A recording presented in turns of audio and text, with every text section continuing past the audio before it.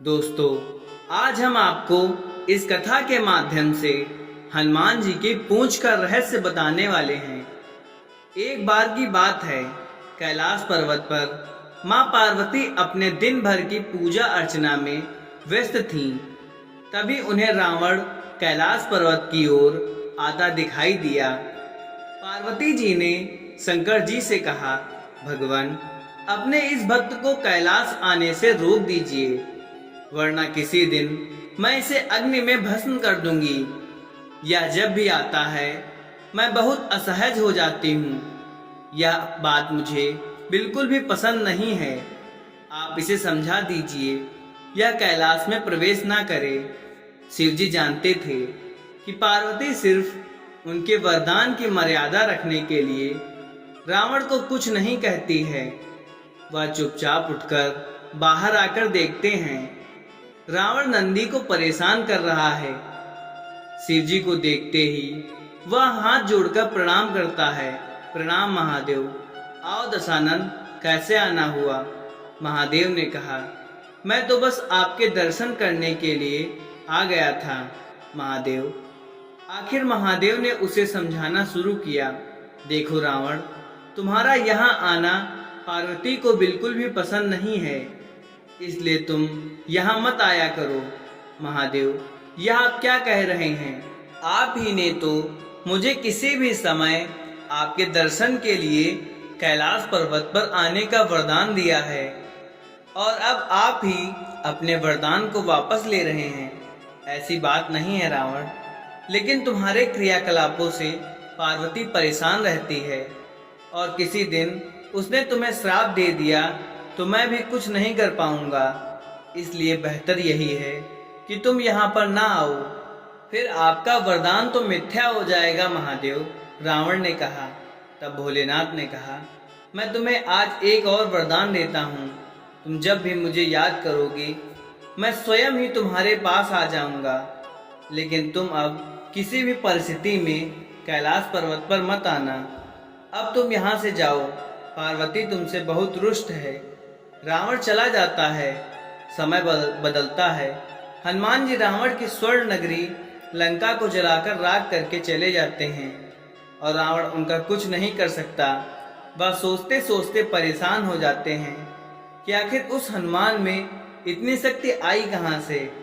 परेशान होकर वह महल में ही स्थित शिव मंदिर में जाकर शिव जी की प्रार्थना आरंभ करता है। उसकी प्रार्थना से प्रसन्न होकर शिव जी प्रकट हो जाते हैं। रावण अभिभूत होकर उनके चरणों में गिर पड़ता है। भोलेनाथ कहते हैं, कहो दशानन, कैसे हो? आप अंतर्यामी हैं महादेव, सब कुछ जानते हैं आप। प्रभु, एक अकेले बंदर ने मेरी लंका को और मेरे दर्प को भी जलाकर राख कर दिया है। मैं जानना चाहता हूँ, यह बंदर जिसका नाम हनुमान है, यह आखिर कौन है?